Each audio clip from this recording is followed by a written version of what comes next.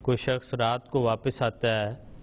اور وہ آ کے کھانا کھا کے اسی وقت فجر کی نماز پڑھ کے سو سکتا ہے، اور ان کے سوال سے یہ لگتا تھا کہ گویا ابھی فجر کا وقت نہیں ہوا، گویا کو رات کے اگر 3 بجے ہیں۔ اور دوسرا حصہ ان کا یہ تھا کہ اگر وہ ایسے میں ایک دفعہ کھانا کھا کے سو گیا ہے اور فرض کریں اسے سحری کے وقت میں دوبارہ جاگ آ جاتی ہے، تو کیا پھر وہ کوئی چیز کھا پی سکتا ہے، یا اس کا روزہ ایک لحاظ سے بند ہو گیا کہ جی اب اس نے نیت کر کے سو گیا تھا تو اب دوبارہ کچھ نہیں کھا سکتا؟ بات یہ ہے کہ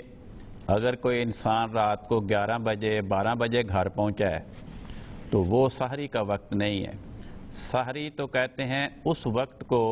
جو فجر طلوع ہونے کے قریب کا وقت ہوتا ہے، تو اگر اس نے 11-12 بجے کھانا کھا لیا ہے تو اس نے سحری نہیں کھائی، 11-12 بجے کھانا کھایا۔ البتہ اگر اس کو سحری کے وقت جاگ نہیں آئی اور جب جاگ آئی تو سحری کا وقت گزر چکا تھا، تو پھر جیسا کہ ابھی بیان ہوا تھا اسی پروگرام میں،